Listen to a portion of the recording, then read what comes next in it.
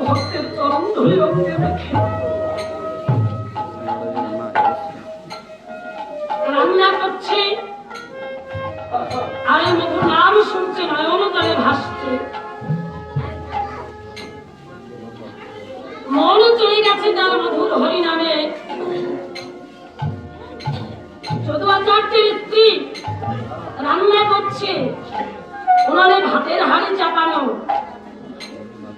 ভাত রান্না করার পরে লাউ দিয়ে তরকারি রান্না করবে।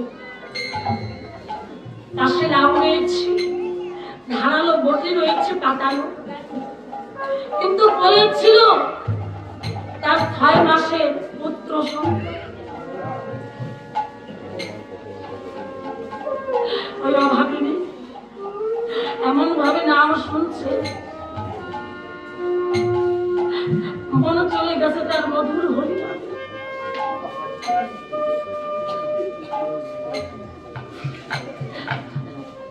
নাম যদি কেউ শোনার মতো শুনতে পাবে,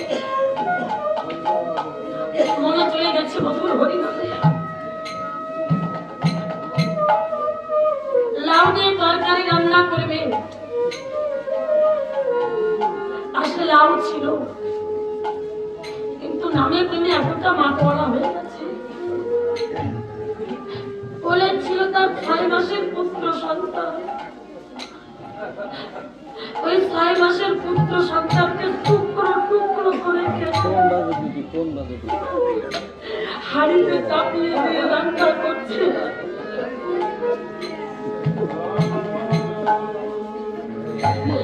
অভাবিনী জানে না নিজের হাতে নিজের কোল খালি করলো।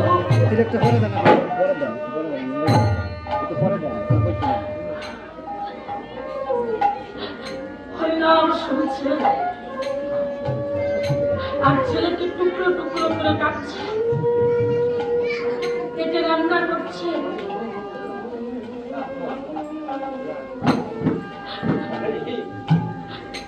ওদিকে যদুয়াচার্য গিয়েছিল বিয়ের বাড়িতে। কর্ম সেরে যখন ঘরে ফিরেছে, দেখবেন যাদের ঘরে ছোট্ট সন্তান সন্ততি থাকে, বাবা যদি কোনো কর্ম করতে বাইরে যায়, গৃহমাঝে ভিড়ে, কিন্তু তার সে ছোট্ট সোনাকে খোঁজে সে কোথায়। তার মুখ থেকে একটা মধুর ডাক, তার মুখে একটা মিষ্টি হাসি দেখার জন্য হৃদয়টা ব্যাকুল হয়ে থাকে। এবং যদুয়াচার্য গৃহমাঝে প্রবেশ করে উচ্চস্বরে ডাকছে, গিন্নি ও গিন্নি, ওই আমার খোকা কই? আমার খোকার হাসির আওয়াজ তো শুনতে পাচ্ছি না। খোকা কি আমার ঘুমিয়েছে? এই বলে ঘরে প্রবেশ করে দেখতে পায় ঘরে নেই। খোকার কোনো আওয়াজও নেই, হাসি বা কান্নার কোনো শব্দ নেই। এবার যদুয়াচার্য ভাবছে হয়তোবা খোকা ঘুমিয়েছে মায়ের কোলে। এবার যদুয়াচার্য আস্তে আস্তে যখন রন্ধনশালায় প্রবেশ করেছে, রন্ধনশালায় প্রবেশ করে দেখতে পায় সারা রান্নাঘর রক্তাক্ত, যেন রক্তের কুণ্ডা বয়ে গেছে। যদুয়াচার্য দেখতে পায় পাশে লাউ আছে, সারা রান্নাঘর রক্তাক্ত। তার কোলের সোনাকে দেখে না। যদুয়াচার্য তার স্ত্রীকে ডেকে বলছে,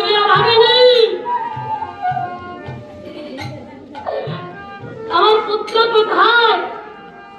যদুয়াচার্যের স্ত্রীর বাচ্চি কেমন, কারণ তার মন চলে গেছে যে মধুর হবে না। কোন শব্দ তার কর্ণকে স্পর্শ করতে পারছে না। এবার যদুয়াচার্য মনে করেছে হাড়িটা, হাড়িটা ঢাকনা উঁচু করে দেখতে পায় ওই হাড়ির মধ্যে ছোট্ট ছোট্ট হাত পায়ের আঙুল দেখা যায়।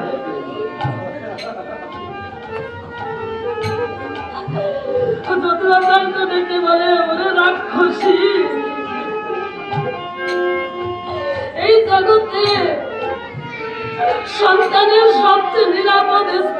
হচ্ছে মায়ের কোল।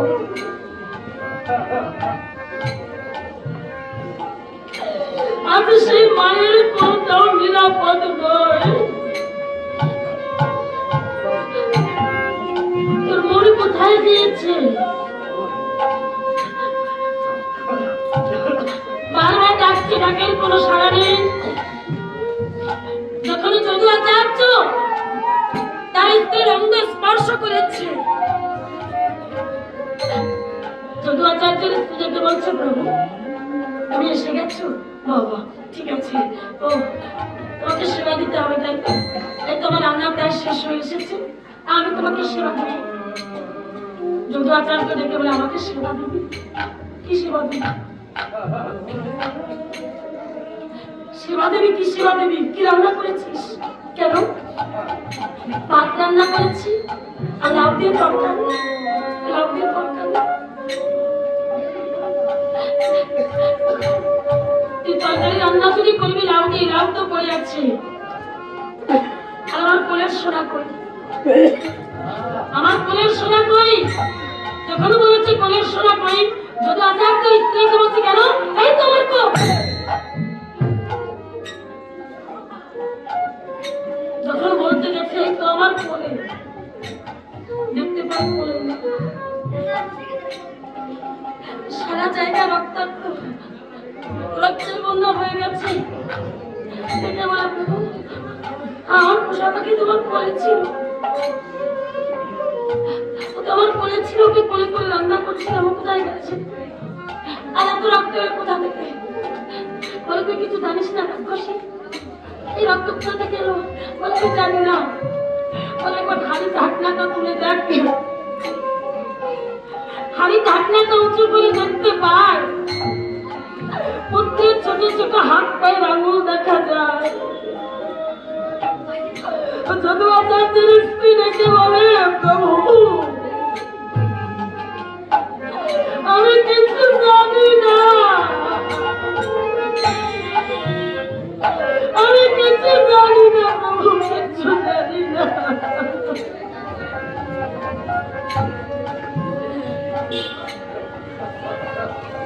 বলে আমাকে রাক্ষসী, কেন কেন তুই আমার সন্তানটাকে এভাবে টুকরো টুকরো করে খাচ্ছিস? বল কেন? তোর সংসার ভালো লাগে না আমাকে বলতি, আমি তোকে এই বাঁধন থেকে মুক্ত করে দিতাম। কিন্তু আমার নিষ্পাপ শিশু, তার কোনো পাপ নেই, তাকে কেন তুই টুকরো টুকরো করে কাটলি? ওদের কি ক্ষতি করেছে? বল বল প্রভু, বিশ্বাস করো আমি জানি না, আমি কখনো কি কেটেছি।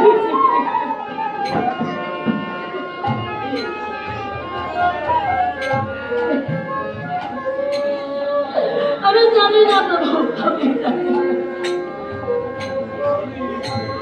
জানো, আমি রান্না করছিলাম, ওই রাস্তা দিয়ে কারা যেন মধুর হরিনাম করতে করতে যাচ্ছিল। ওই হরিনাম যখন আমার পরনে প্রবেশ করেছে, আমি জগতের সব কিছু ভুলে গেছি। আমি জানি না কখন আমার পুত্রকে আমি কেটে টুকরো টুকরো করে মনের করে তুলে দিয়ে রান্না করেছি।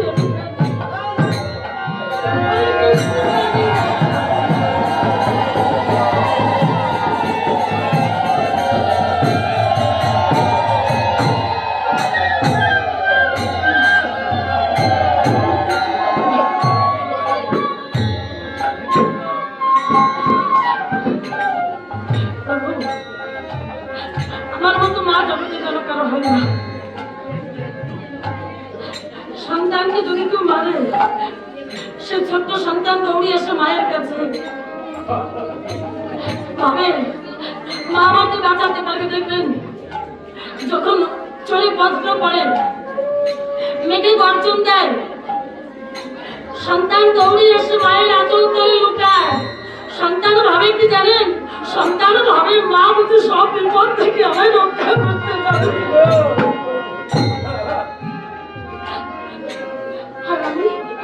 আমি আমারই মা,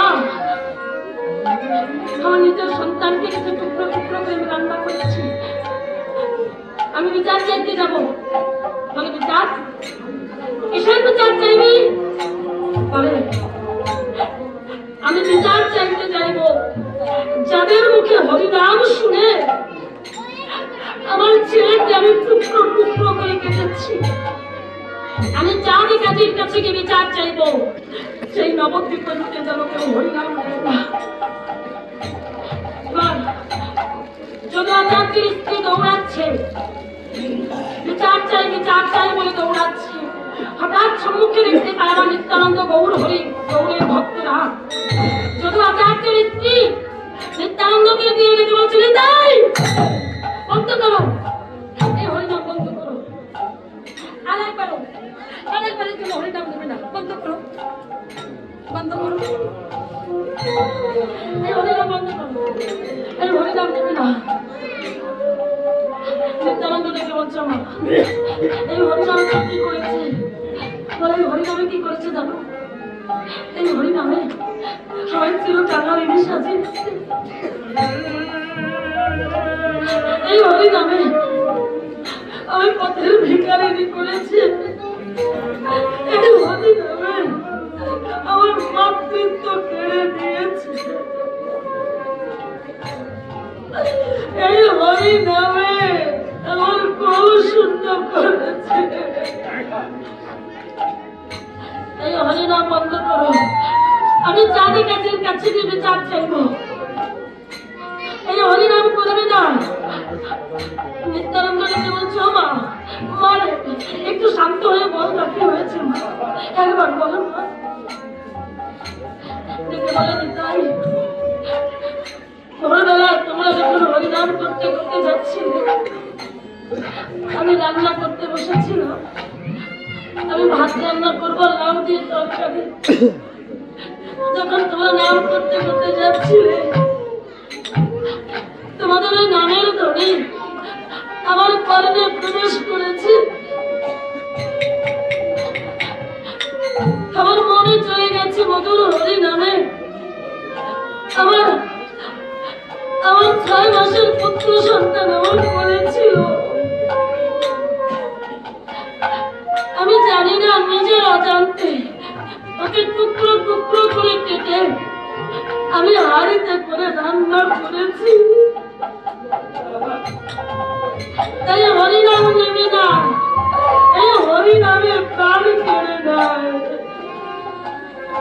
আমার দয়াল নিতাই বলে, না রে মা, এই হরিনামে প্রাণ দেয় না মা, এই হরিনামে প্রাণ দান করে।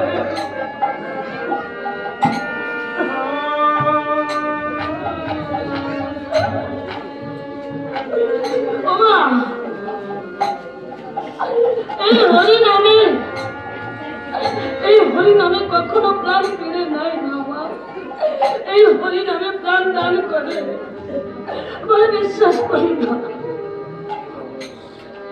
আমি বিচার চাইতে যাবো,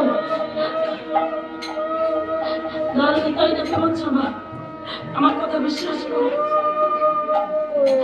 এই হরিনামে কারো কোনো অনাষ্টি হয় না, হরিনামে প্রাণ কেড়ে নেয় না, হরিনামে প্রাণ দান করে। চল আমরা তোর গৃহমাঝে যাবো। এবার দয়াল নিতাই আমার নিমাই সুন্দরকে দেখে বলে, অনেক ভাই ভাই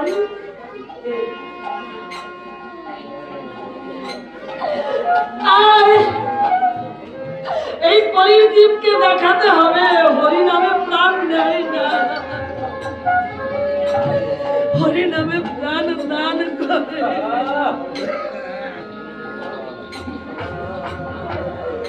হরিনামে প্রাণ দান করে। চল আমরা সবাই মিলে যাব যদু আচার্যের গৃহমাঝে। আজ নিত্যানন্দ গৌর হরি ভক্তবৃন্দ সঙ্গে করি যদু আচার্যের গৃহমাঝে গিয়ে যদু আচার্যের স্ত্রীকে ডেকে বলছো, মা আমার যে ভাইটাকে হাড়িতে করে রান্না করেছিস, ওই হাড়িটা এখানে নিয়ে আয় মা। হাড়িটা এনে যখন মাঝখানে রেখেছে, আমার দয়াল নিতাই সবাইকে ডেকে বলছে মধুর নাম করো, মধুর নাম করো, কারণ আজ আমার মাকে দেখাতে হবে হরি নামে প্রাণ দেয় না, হরি নামে প্রাণ দেয়। ওদিকে যদুয়াচার্য তার স্ত্রীকে ডেকে বলছে ভাগিনী শোন, তোকে একটা কথা বলি, খেলার খেলে পাই বা না পাই তাতে কোনো দুঃখ না, একবার তাকিয়ে দেখ আজ আমার কুটির মাঝে আমার কবর হরি এসেছে, আমার দয়াল নিতাই এসেছে, আমার কবরের ভক্তরা এসেছে। আমার দিদি যত পারিস গৌর ভক্তের চরণ ধরে পুরা, কারণ আমাদের মতো পাপী এই গৌরাঙ্গের বাজারে আর কেউ নেই। একজন গৌর ভক্তের চরণ ধরে পুরা, এই গৌরাঙ্গের বাজারে পাপী যদি থাকে সেই আগে বলে যে আমি ও দেখলাম আমার মতো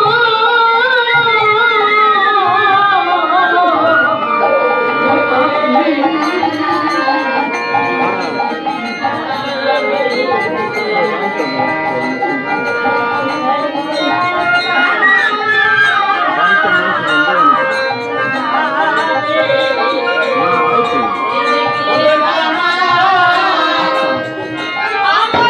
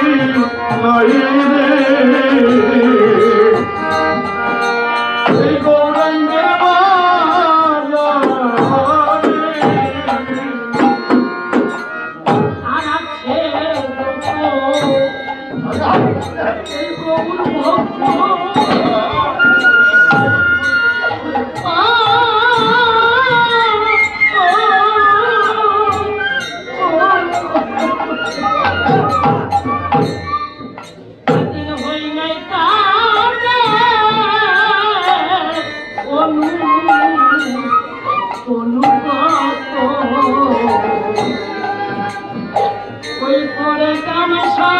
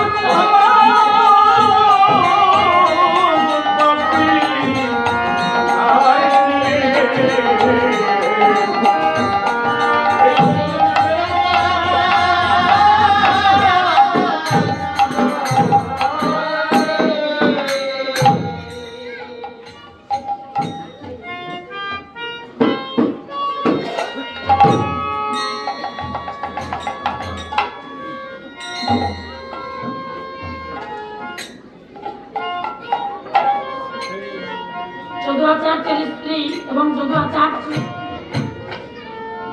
ঘোড়ায় গড়াগড়ি যায়।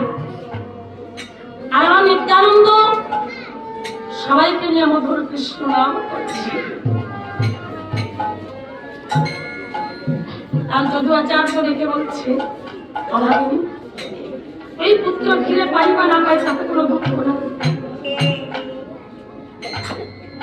আমি এইটুকু ভেবে আনন্দিত, কারণ এইরকম করে আমার গৌর হয়ে চরণ ধরে পড়েছে। যোগী যাকে যোগে পায় না, ঋষি যাকে ধ্যানে পায় না, যোগাতীত ধ্যানাতীত আমার সেই গৌর হরি। আমার গৌর হরিকে পেয়েছি। শুধু গৌর হরিকে নয়, দয়াল নিত্যানন্দ, শুধু নিত্যানন্দকে নয়, তাকিয়ে দেখ আমার আঙিনায় রয়েছে আমার গৌরের ভক্তরা। কেন জানিস? গৌর ভক্তের কৃপা হলে যে গৌরেরও কৃপা হয়। তাই এই ভক্তদের চরণ ধরে তরঙ্গে মাঝবি। শুধু তুই নস, আমিও এই চরণ ধরে তরঙ্গে মাগবো। এমন দিন যদি ভাগ্যে আর না হয়, বাবা যদুরাচার্য তার স্ত্রী গৌরের চরণ পেল। আমার নিত্যানন্দের চরণ পেল, তারা সবাই ধন্য। আজ আমরাও ধন্য হব। আমরা তো খালি হাতে ভিড় হব, কারণ আপনারা যে আমার গৌরের ভক্ত, আপনারা আমার গৌরের ভক্ত। সবার নয়নে বইছে গৌর প্রেমধারা। এই সময়খানে, এই সন্ধ্যার সন্ধিক্ষণে